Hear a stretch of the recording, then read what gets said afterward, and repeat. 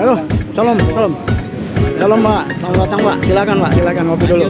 Ah, lanjut. Ya Pak, salam.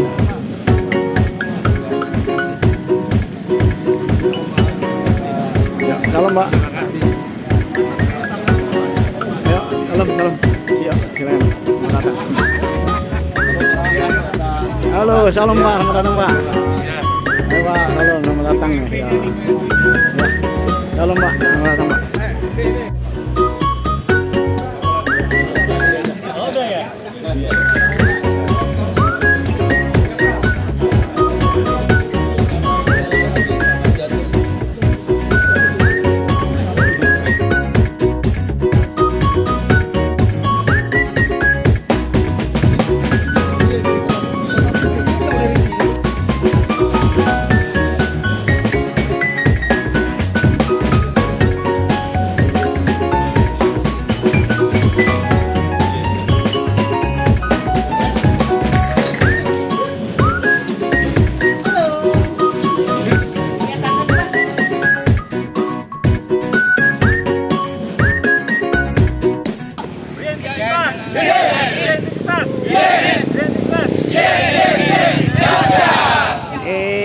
Gini.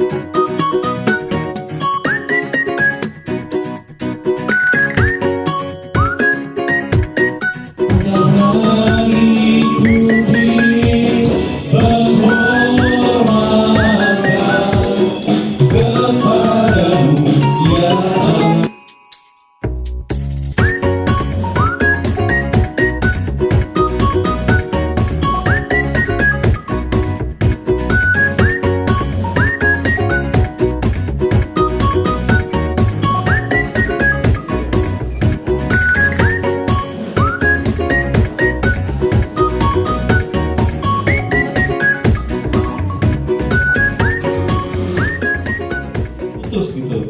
Tiba-tiba ada ketemu tanpa satu saya dengar ceritanya bukan kebetulan, memang itu rencana Tuhan ya, satu hal yang begitu indah sehingga bisa terjadi ibadah gabungan seperti ini, bukan satu hal yang kebetulan.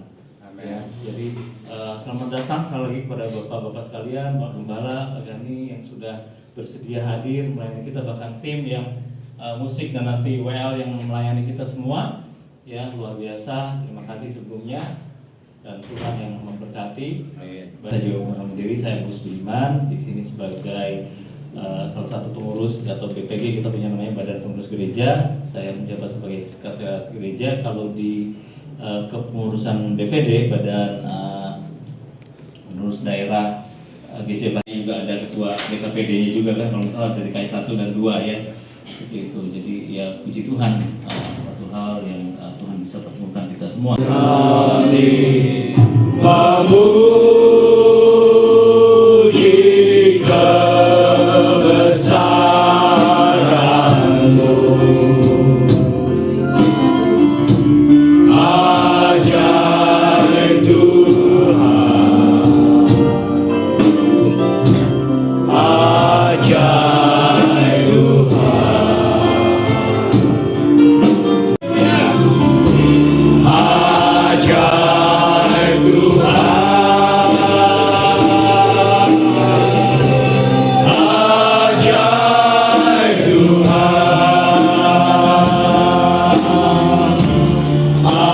ajaib Tuhan.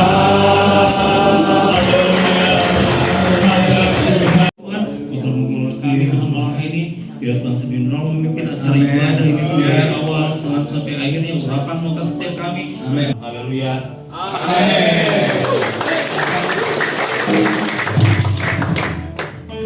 Haleluya. Shalom. Shalom. Pria-pria Indonesia.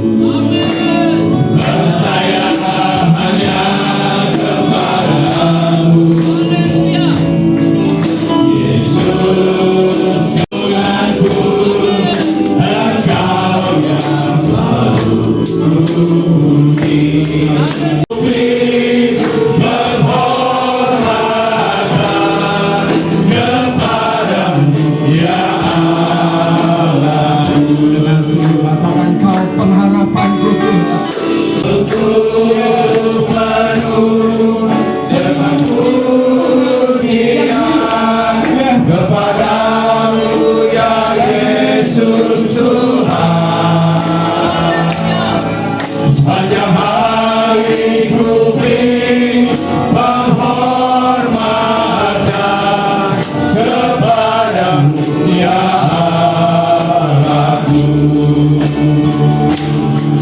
Untuk penuh dengan pujian kepadamu ya Yesus Tuhan. Hari ku beri penghormatan kepadamu ya Allahku. Hari ku beri penghormatan.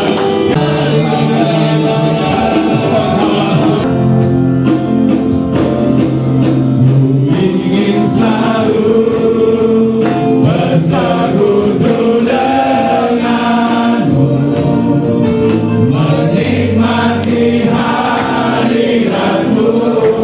Ingin selalu bersekutu denganmu, menikmati hadiratmu.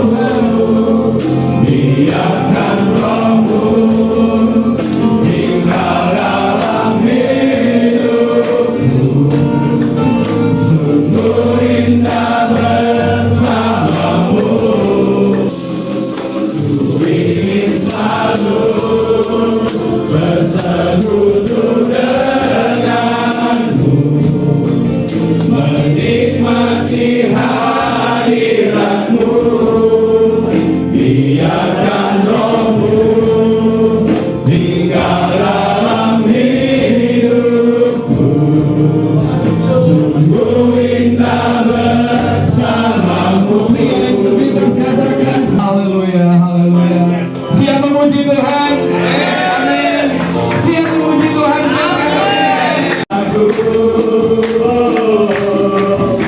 Serahkanlah tali kasih di antara kami semua, oh Yesus, Tuhan dan Rajaku.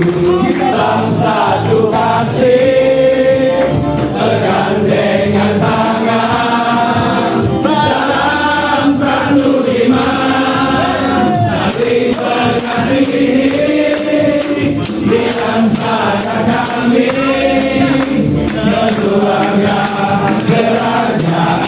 Bergandengan tangan dalam satu kasih, bergandengan tangan dalam satu iman, saling mengasihi kami, keluarga kerajaan Allah.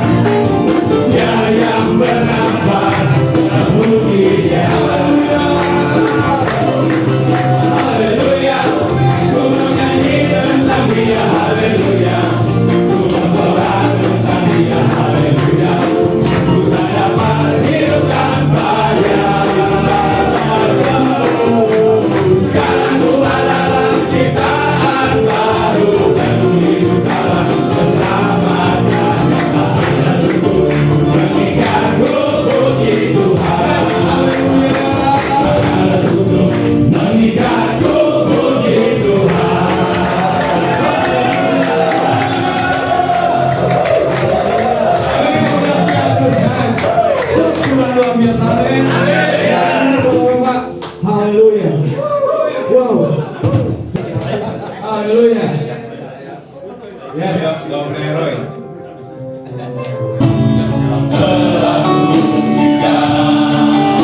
Cintamu padaku, kau membayarku dengan hidupku, ku bersyukur.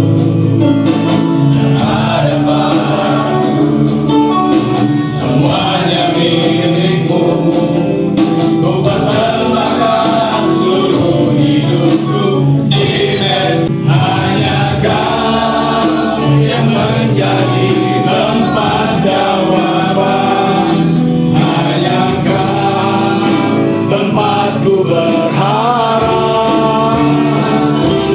Berjalan kasih-Mu tersedia bagiku, selamanya Kau ku cinta, selamanya Kau ku cinta.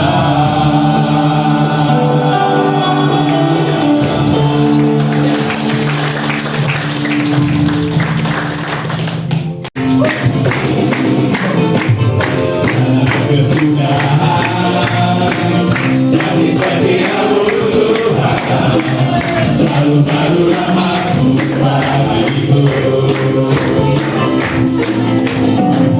Hari berganti hari, dapat kulihat kasih-Mu, tak pernah berakhir di hidupku. Tuhan Yesus baik, sungguh amat baik, untuk selama-lamanya. Tuhan Yesus baik, sungguh amat baik, untuk selama-lamanya. Tuhan Yesus baik, untuk selama-lamanya, sampai selama-lamanya, untuk selama-lamanya. Siapa yang baik? Tuhan Yesus baik.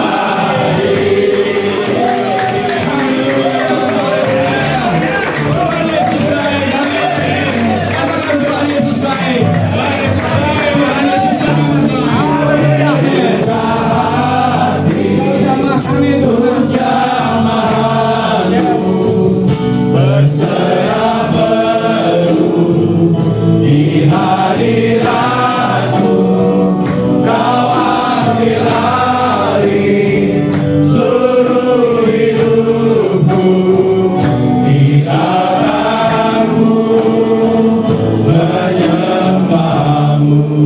Ini balasan dari kami untuk bersama-sama mendengar Engkau berfirman bagi kami. Kami siap mendengar firman-Mu. Berikan pada kami telinga seorang murid yang setia untuk diajar, yang dibentuk oleh firman Tuhan. Tuhan berkati kami dengan firman-Mu pada hari ini, sehingga kami boleh pulang dengan membawa berkat-berkat rohani dari Tuhan. Tidak pulang dengan tangan kosong. Dan kami mau taklukkan seluruh keberadaan kami pada sore ini di bawah otoritas firman Allah itu. Demi nama Tuhan Yesus kami sudah berdoa. Amin. Silakan duduk Bapak Ibu saudara-saudara. Dan Tuhan anak-anak untuk kami semua yang datang dari GSCA Elroy Grogol. Jadi kita hari ini melakukan ibadah bersama-sama. Saya pikir acara ini sudah direncanakan sudah cukup jauh. Dan puji Tuhan hari ini kita bisa mewujudkannya. Nama saya Gani Yono, jadi saya melayani di GSCA Elroy Grogol baru tahun ke-7 saya sekarang melayani. Dan puji Tuhan, kaum pria kami punya ibadah yang rutin ya setiap hari Kamis. Suatu hal yang luar biasa melihat bahwa mereka tengah-tengah kesibukan mereka masih bisa menyediakan waktu untuk memuji dan memuliakan Tuhan. Dan saya percaya juga hal yang sama juga terjadi di tempat ini. Amin. God never uses anyone greatly until He tests them deeply. God never uses anyone greatly until He tests them deeply. Kalau saya terjemahkan kurang lebih seperti ini, Tuhan tidak akan pernah memakai seseorang dengan luar biasa sebelum Dia mengujinya dengan luar biasa. Jadi Tuhan tidak akan seseorang dengan luar biasa sebelum menjadi seorang yang dikenal sebagai pribadi kedua yang memiliki kekuasaan tertinggi di Mesir. Dia mengalami begitu banyak ujian-ujian. Dia difitnah, dia dipisahkan dari keluarganya, dia harus hidup di penjara selama 13 tahun lamanya. Cukup lama sebelum dia diangkat menjadi zaman sekarang semacam perdana menteri. Nah, saudara-saudara sekalian, Tuhan tidak akan pernah memakai seseorang yang luar biasa sebelum dia mengujinya dengan luar biasa. Dan seorang yang bernama Rick Warren pernah menulis semacam ini: Tuhan menggunakan ujian dalam hidup Anda untuk menumbuhkan karakter Anda dan untuk memperkuat iman Anda. Selama Anda berada di bumi, Anda akan terus tumbuh dan berkembang untuk menjadi lebih seperti Yesus. Jadi setiap orang, tidak peduli tua atau muda, ketika mereka berjalan di dalam jalan pemuridan, ketika mereka memutuskan untuk menjadi murid Yesus, di saat itulah mereka harus siap untuk diuji dan dibentuk oleh Tuhan. Dan ini yang dikatakan oleh Rick Warren, tujuan dari pembentukan, tujuan daripada ujian-ujian tersebut adalah supaya kita bisa menjadi seperti Yesus. Hari ini saya akan berbicara mengenai ujian-ujian Tuhan, sebab ia menanti-nantikan kota yang mempunyai dasar yang direncanakan dan dibangun oleh Allah. Karena iman ia juga dan Sarah beroleh kekuatan untuk menurunkan anak cucu walaupun usianya sudah lewat. Karena ia mengangkat keturunan besar seperti bintang di langit dan seperti pasir di tepi laut yang tidak terhitung banyaknya. Dalam iman mereka semua ini telah mati sebagai orang-orang yang tidak memperoleh apa yang dijanjikan itu, tetapi yang hanya dari jauh melihatnya dan yang melambai-lambai kepadanya dan yang mengakui bahwa mereka adalah orang asing dan pendatang di bumi ini. Sebab mereka yang berkata demikian menyatakan bahwa mereka dengan rindu mencari suatu tanah air. Dan kalau sekiranya dalam hal itu mereka ingat akan tanah asal yang telah mereka tinggalkan, maka mereka cukup mempunyai kesempatan untuk pulang ke situ. Tapi sekarang mereka merindukan tanah air yang lebih baik, yaitu satu tanah air surgawi. Sebab itu Allah tidak malu disebut Allah mereka, karena ia telah mempersiapkan sebuah kota bagi mereka. Bapak Ibu serta saudara-saudara sekalian, di dalam ayat yang ke-8 sampai dengan ayat yang ke-16, di dalam detail yang bisa kita jumpai di dalam kitab Kejadian. Nah, saudara-saudara sekalian, di dalam ringkasan yang cukup padat dan berisi, kita bisa belajar mengenai bagaimana Tuhan menguji kita sebagai orang-orang percaya. Melalui potret kehidupan Abraham, kita bisa mengenal bagaimana Tuhan menguji kita sebagai orang-orang beriman. Dan ujian Tuhan yang bisa kita jumpai di dalam ayat yang ke-8 sampai ayat ke-11 ini bisa diringkaskan dengan 3D. Jadi saya menyingkatkan dengan 3D. Di dalam bahasa Inggris ada kata discomfort, yang artinya apa? Ketidaknyamanan. Tuhan menguji kita dengan ketidaknyamanan. Kemudian yang kedua, Tuhan menguji kita dengan delay atau penundaan. Dan yang ketiga, Tuhan menguji kita dengan disparity atau ketidaksesuaian. Inilah 3 ujian yang dihadapi Abraham. Dan Abraham lulus dengan ujian itu, dan firman Tuhan mengatakan Allah tidak malu disebut sebagai Allahnya Abraham. Nah, saudara-saudara sekalian, bukan itu suatu hal yang luar biasa kalau Allah sendiri mengatakan kepada kita, mengatakan kepada Anda, mengatakan kepada saya, aku gak malu disebut sebagai Allah. Nah, saudara-saudara sekalian, hari ini kita belajar bagaimana Tuhan menguji kita. Yang pertama-tama, Tuhan menguji kita melalui discomfort atau ketidaknyamanan. Nah, saudara-saudara sekalian, kita kembali kepada teks yang tadi kita baca, ayat yang ke-8.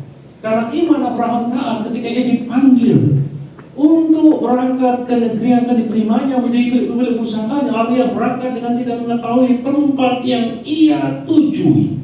Saudara-saudara sekalian, Abraham bukan orang Ibrani asli. Abraham adalah leluhur dari orang-orang Ibrani. Dia berasal dari Mesopotamia, tepatnya karena kelahirannya adalah Ur. Itu yang menjadi the birthplace of Abraham. Nama aslinya adalah Abram. Sebelum dia diganti menjadi Abraham. Dari Ur, Abraham pergi ke sebuah tempat yang namanya Haran. Bersama-sama dengan orang tuanya yang bernama Terah, Abraham melakukan perjalanan dari Ur menuju ke Haran. Perjalanan yang tidak mudah. Nah, dari Haran inilah kita melihat sesuatu yang luar biasa. Tuhan memanggil Abraham untuk keluar dari Haran. Ini adalah gambaran Haran ya. Ini gambaran Haran di masa yang lalu.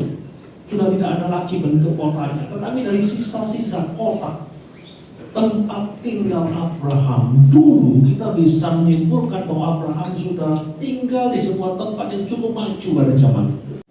Ketika Tuhan akan memoles hidup kita, ketika Tuhan akan memakai hidup kita, kita harus menghadapi tantangan seperti ini, ketidaknyamanan, saudara-saudara sekalian. Berani nggak saudara-saudara sekalian untuk berjalan di dalam ketidaknyamanan? Ketika saudara-saudara sekalian memutuskan untuk melayani, itu kan nggak nyaman. Sebelumnya saudara bisa melakukan sesuatu yang lain, ya, saudara bisa melakukan sesuatu yang lain, bisa bersantai, bisa relax, dan kemudian saudara harus melakukan ini, melakukan itu, Pak Polan. Mungkin sebelum jadi ketua kaum pria mungkin bisa lebih rileks, lebih nyaman, tapi begitu beliau jadi ketua kaum pria, wah sibuk, gak nyaman, tapi itu adalah bagian dari jalan pemerintah. Dan setiap anak Tuhan harus bersedia untuk berjalan di dalam jalan pemerintah itu. Kalau mereka mau hidupnya dipakai oleh Tuhan, kalau mereka mau hidupnya diberkati oleh Tuhan, mereka harus bersedia berada di jalan-jalan pemerintah. Mereka yang terlibat di dalam singer, mereka yang terlibat di dalam WL music.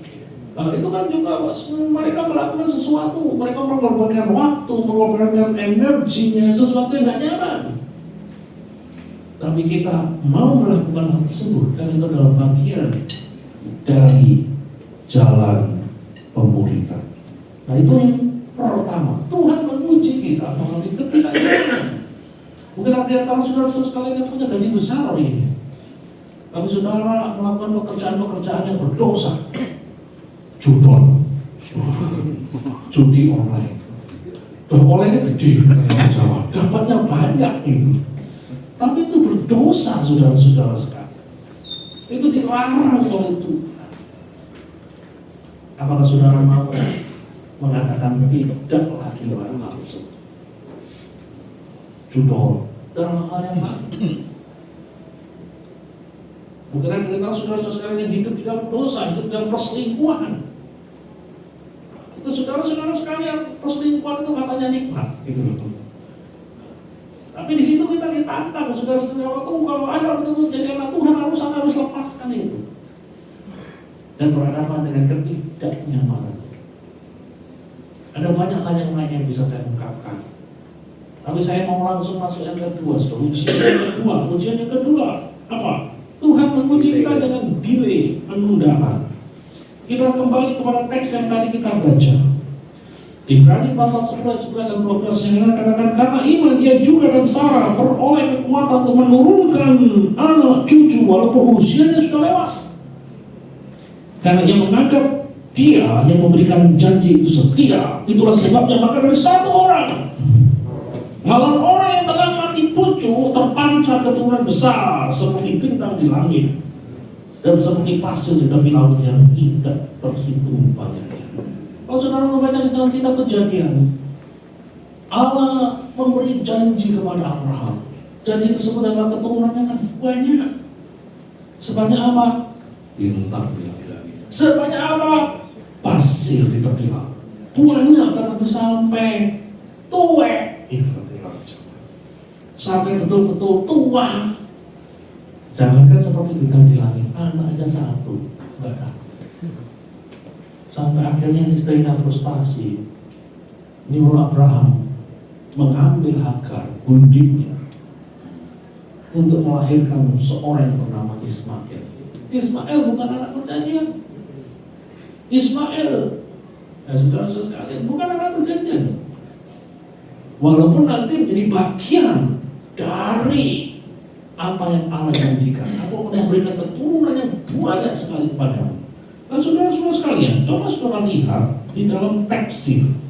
Di dalam teks dikatakan satu orang. Apalagi tua rentak, satu orang yang mati pucuk. Mati pucuk itu artinya apa? Ya mati pucuk itu maksudnya ya sudah tak lagi punya kemampuan untuk menghasilkan keturunan. Kalau wanita namanya menopause. Kalau pria namanya andropause. Yang kita lihat di sini bukan menopause.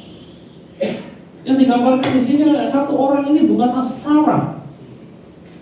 Karena di dalam bahasa Yunani kata yang dipakai di sana adalah gender.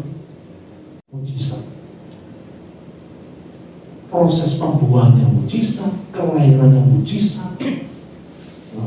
Tetapi ada delay waktu yang begitu lama sekali sampai akhirnya janji itu terwujud. Dan kemudian kita melihat dari teks ya, dari gambar ini. Kalau saudara diri, kita lihat Pak Abraham punya 3 istri, Hagar, Sarah, Keturah.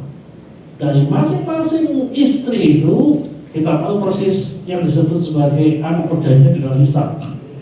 Dari Ishak kemudian lahir Yakub dan Esau.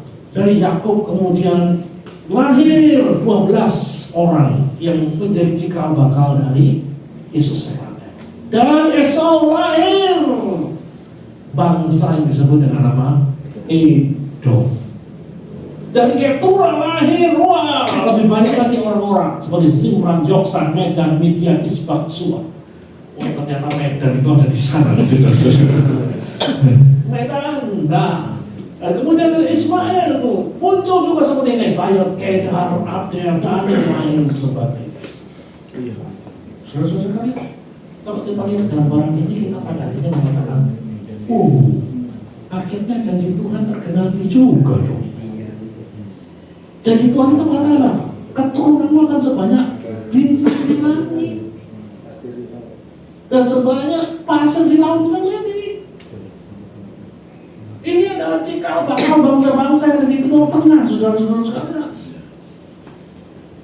Kalau dihitung hari ini, saudara nggak bisa hitung lagi. Berdoa sekian tahun agar dibukakan pekerjaan yang lebih baik sampai hari ini masih bergumul. Padahal setia di dalam melayani, setia di dalam berdoa, setia di dalam apapun yang Tuhan inginkan. Tetapi situ sepertinya kok kayak begini, kok sama aja. Bahkan kalau dibandingkan dengan orang-orang yang tidak setia, dibandingkan dengan orang-orang yang betul-betul tidak betul-betul setia beribadah, kok mereka jauh lebih baik gitu. Nah, saudara-saudara sekalian, inilah ujian yang harus kita jalani. Diri dan menjalani diri itu gak gampang. Tapi kalau kita bisa lulus, ya Tuhan akan memberkati kita dengan luar biasa. Karena Tuhan tidak mau saja dengan janjinya. Demikian juga di dalam dunia rohani ada hukum tabur tuai. Apa yang kau tabur pasti akan kita tuai. Ya kita tuainya itu gak selalu di dalam generasi kita. Bisa jadi generasi-generasi yang di bawah kita. Nah itulah sebabnya kalau saudara lihat Abraham itu diberi, Tuhan memberi janji apa? Tanah, negeri. Tapi sampai dia mati, jangankan tanah, negeri dia gak punya. Kuburan aja untuk istrinya dia harus beli dari orang Het, saudara-saudara. Tapi kita lihat janji itu digenapi di dalam kehidupan keturunan Abraham. Hal yang sama saudara akan alami. Kalaupun di dalam hidupmu kau gak alami, dan itu akan dialami oleh keturunan. Nah, kita akan lihat hal yang ketiga. menguji kita. Yang pertama tadi dengan apa? Discomfort, ketidaknyamanan. Yang kedua dengan delay. Yang ketiga adalah disparity. Apa itu disparity? Ketidaksesuaian di antara apa yang dijanjikan paling tidak dalam persepsi kita dengan apa yang terwujud. Tuhan menguji kita melalui ketidaksesuaian di antara apa yang dijanjikan dan apa yang terwujud. Kita lihat teks yang tadi kita baca.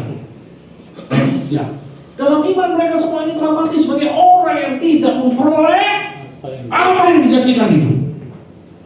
Sebab mereka yang berkata demikian menyatakan bahwa mereka dengan rindu mencari suatu tanah air. Next, kita lihat. Ya. Abraham tidak menerima apa yang dijanjikan. Di sini Abraham berhadapan dengan apa yang disebut dengan God's disparity.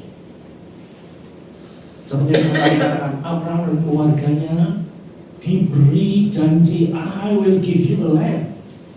Saya akan memberimu negeri, tapi sampai dia mati, negeri itu nggak dia dapat. Bahkan Sarah dikuburkan di dalam sebenarnya Abraham punya 1001 macam alasan untuk berkata, Tuhan kalau dia setia, percuma aku ikut kau, janji tidak terwujud. Lebih baik saya balik arah, kembali kepada kehidupan. Ya, tapi bukan itu jalan yang ditempuh Abraham. Abraham terus mengikuti Tuhan sampai akhir hidupnya. Kita lihat di ayat 15 dan 16. Dan kalau sekiranya mereka ingin ke tanah asal yang telah mereka tinggalkan, mereka cukup punya kesempatan untuk pulang ke situ. Tapi sekarang mereka merindukan tanah air yang lebih baik. Tuhan mau menjadikan negeri, dan di dalam kitab suci kita melihat Tuhan memberikan sesuatu yang lebih baik kepada negeri. Kita bertemu dengan disparitas. Bagi contoh, saya memberikan Pak Polan kalau mau setia, mau beri kau sepeda motor. Kemudian dalam realisasinya sepeda motor enggak ada, tapi yang ada adalah Innova. Lalu pertanyaannya, ketika itu diganti, apakah Pak Polan akan kecewa? Ya enggak. Wah, komunitas sepeda kok dikasih Innova. Wah, apa sih? Pernah nggak kita ketemu dengan orang yang seperti itu kalau dikasih hadiah? Oh, tak kasih hadiah. Kalau kamu setia tak kasih hadiah, tour ke Bali. Kemudian tour itu dibatalkan dan diganti ke Disneyland di Tokyo. Mau komplain? Ya enggak sih. Kalau orang normal akan berkata, haleluya. Dan hal itulah yang terjadi di dalam kehidupan Abraham. Jadi walaupun ada disparity, tetapi dia yakin Allah akan memberikan itu. Jadi dalam hidup kita sebagai orang percaya, itulah yang saudara-saudara, kita harus siap dengan disparitas itu. Saudara baca-baca Alkitab, saudara merasa yakin ini loh janji Tuhan, ini loh janji Tuhan. Tapi kok gak terwujud-wujud, terwujudnya kan kok gini, yakin sama seperti apa. Jangan kemudian saudara kalau gini caranya lebih baik kembali ke hidup yang lama. Kan bukan itu teladan yang dilakukan, yang diberikan Abraham pada kita. Enggak, dia setia sampai pada akhir. Ya kalau kita bisa setia pada 3D, discomfort, delay, and disparity, Tuhan akan memakai kita dengan luar biasa. Amin. Kita lihat itu, the greatest test of faith is when you don't get what you want, but still you are able to say thank you Lord.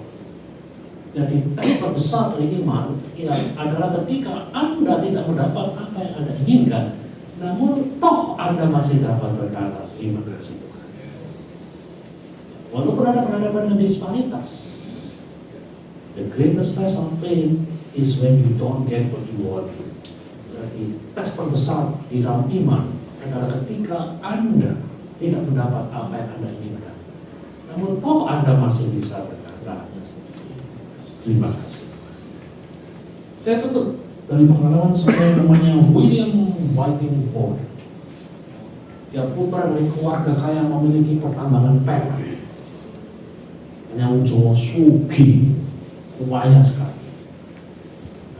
Sebagai bentuk apresiasi dia lulus SMA, orang tuanya menghadiahi dia keliling dunia. Waktu itu belum ada pesawat, jadi dia naik kapal pesiar, melintasi benua demi benua.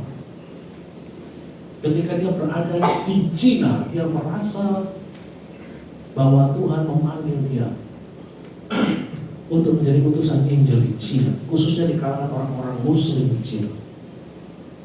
Jadi begitu dia pulang ke Amerika, dia melanjutkan pendidikan di salah satu sekolah elit yang namanya Yale University.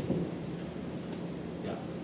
Dia punya masa depan kriminal. Yale University sampai sekarang menjadi termasuk dalam hitungan 5 besar universitas top yang ada di dunia sampai hari ini. Di dalam halaman terakhir dari Alkitab dari William Borden itu ditemukan 3 kalimat ini: no reserve, no retreat, no regrets. Tidak ada yang dapat menghalangi. No reserve ini Alkitab ditulis saat yang memutuskan menjadi misionaris. No retreat, tidak ada kata mundur. Beberapa orang mengatakan bahwa kalimat itu ditulisnya ketika ayahnya mengancam bahwa dia tidak akan dilibatkan dalam bisnis keluarga, dicoret dari daftar penerima warisan.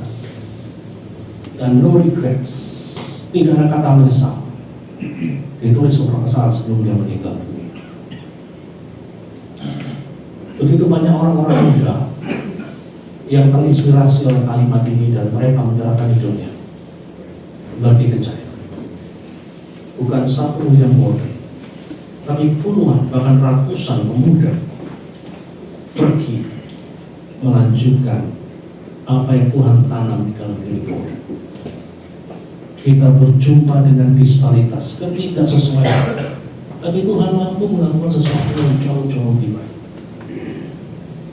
Di dalam hidupmu mungkin kamu kalau berpikir aku ini kayak gini ya, aku sudah setia sama Tuhan, aku sudah melayani Tuhan, tapi mau hidupku kok kayak begini sih? Kok gak seperti orang-orang yang lain? Kalau saudara jadi bilang bodoh gimana? Ada yakin Tuhan memanggil Anda? Tapi begitu Anda melangkah, Tuhan mengatakan stop, sampai di sini. Kelihatan. Dan Abraham pun tidak pernah berpikir balik. Dan saya berdoa semua kaum muda yang ada di sini akan mengambil sikap seperti Abraham, seperti William Borden. No reserve, no retreats, no regret. Tidak ada yang dapat menghalangi saya untuk melayani Tuhan. Tidak ada kata mundur di dalam melayani Tuhan. Tidak ada kata menyesal di dalam melayani Tuhan. Kiranya firman Tuhan ini boleh membuat kita semakin setia, semakin semangat di dalam hidup kita yang singkat hidup. Tuhan memberkati kita. Saya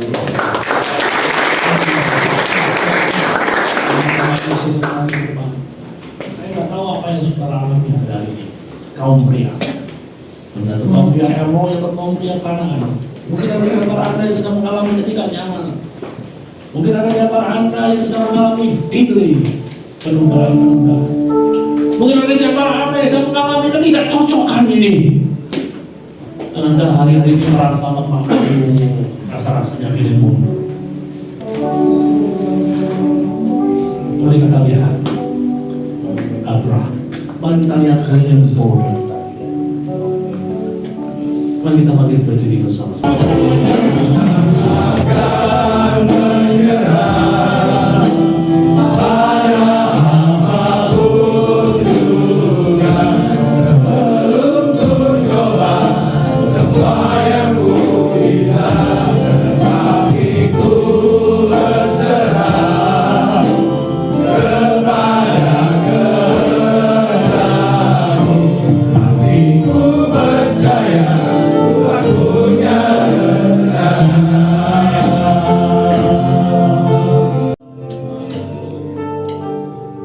yang sama. Roh Tuhan yang memberi kekuatan kepada Abraham. Roh Tuhan yang memberi kekuatan kepada William Gordon. Juga akan jadi roh Tuhan yang akan menguatkan diri. Kalau saat ini rasa lemah, rasa-rasanya mau menyerah, angkat tanganmu ketika engkau menyerah. Tuhan punya rencana,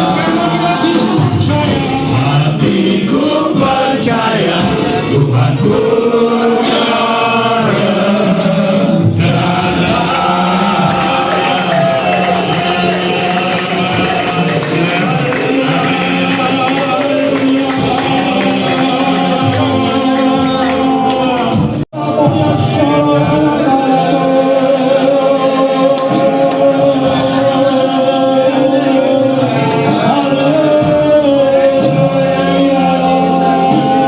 Terima kasih Tuhan, berkati kami semua pada malam ini. Terima kasih Tuhan, dalam nama Tuhan Yesus kami sudah berdoa. Amin.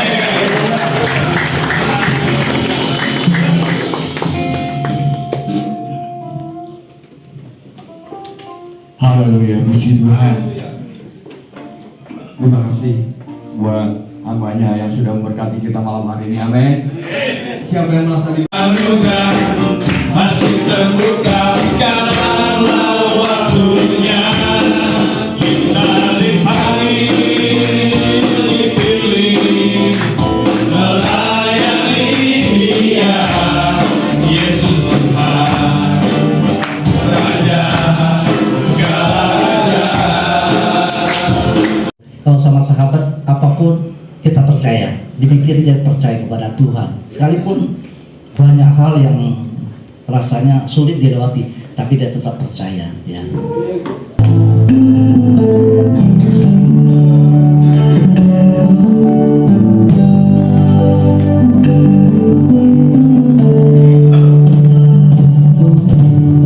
Pujian dan syukurku ku bawa padamu dengan rendah hati, ku bersemangat.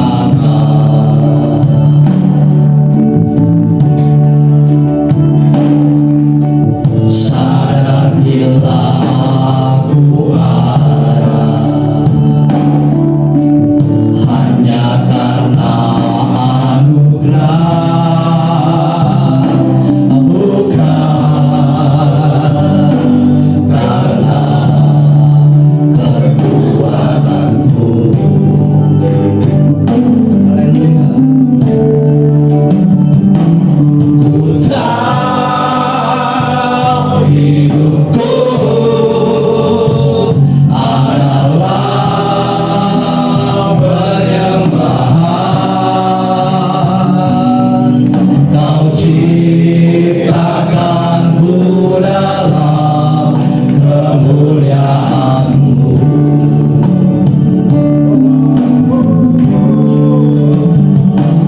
Ku tahu hidupku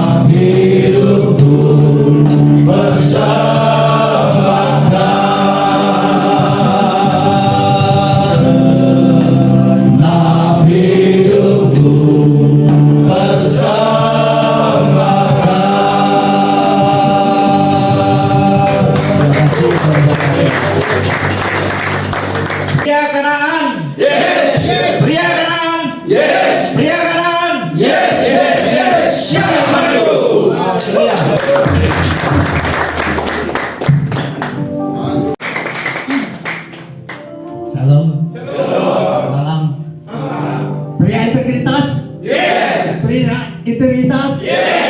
Pria integritas? Dahsyat. Saya diberi kepercayaan sebagai ketua kaum pria. Nama saya Polan Undarman. Sekitar baru 7 bulan ya kali ya. 7 bulan menjabat. Nah, diberi kepercayaan untuk memimpin kaum pria. Jadi kita kaum pria di dalam 1 bulan itu ada ibadah 4 kali setiap hari Kamis. Dan dulu terus 4 kali dalam sebulan gitu. Rutin. Dan datang. Ya, bersyukur bahwa bisa hadir di tempat ini. Saya mendengar bahwa Tuhan itu aneh. Ketika suatu kejadian yang tidak terduga yang dialami oleh koordinator kita, Patri, sehingga kita bisa berkenalan, sehingga kaum pria Eloy bisa hadir di tempat ini berkenalan. Dan kita juga tentu suatu ketika bisa teman-teman semua kaum pria untuk hadir juga di tempat kita di Tiranus sana di RW. Ya, mungkin hanya beberapa kata itu yang bisa saya sampaikan. Sampai ketemu lagi. Terima kasih atas sambutannya yang luar biasa. Terima kasih Pak. Gembala Pak Umar. Terima kasih Pak Gembita. Teman-teman tokoh pria. Pak Agus sama Pak Ini lupa. Udah lupa. Terima kasih. Yes. Bye-bye. Ya. Sekali lagi terima kasih buat Tuhan. Ya. Tuhan Yesus baik. Kita boleh bersama-sama beribadah malam malam ini itu semua karena kemurahan Tuhan. Yes. Sedikit aja saya nambahkan Pak Ketua. Mungkin pria-pria di Kanaan kan suka mungkin ada kerja di Jakarta ya, kemungkinan. Hari Kamis kita ada ibadah, sebelum ibadah kita ada kafe. Kalau bapak-bapak mungkin menghindari macet mau mampir sekalian ibadah, ya boleh. Ya. Silahkan kita terbuka untuk semua pria-pria. Hari Kamis kita mulai dari jam 5:30 udah boleh ada kafe. Nanti jam 7 kita ibadah sama-sama. Ya, boleh sekali lagi pria Kanaan. Kalau pas ke Jakarta ya nggak khusus.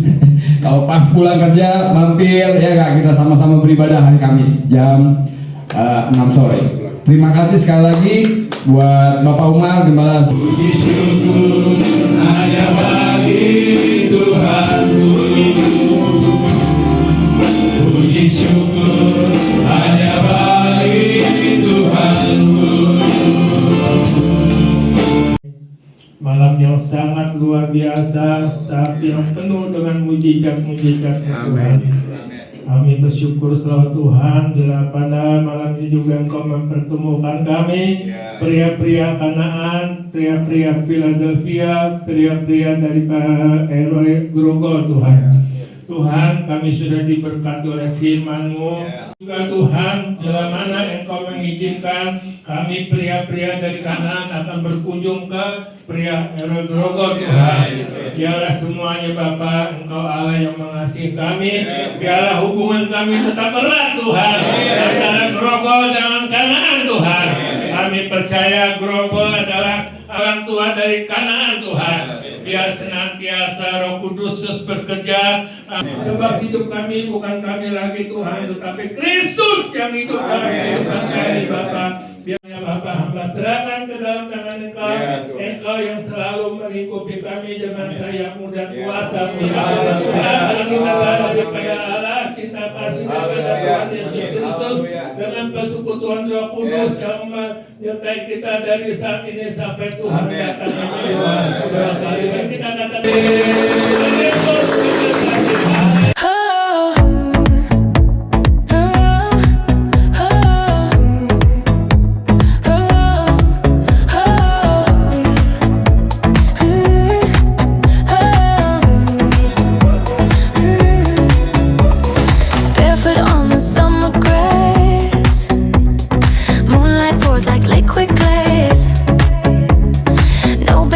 Crickets on, but our bodies find the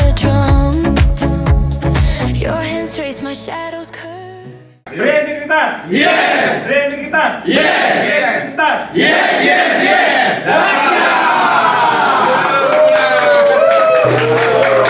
Silver moves we don't deserve. Streetlights blinking time with us, turning dust to gold.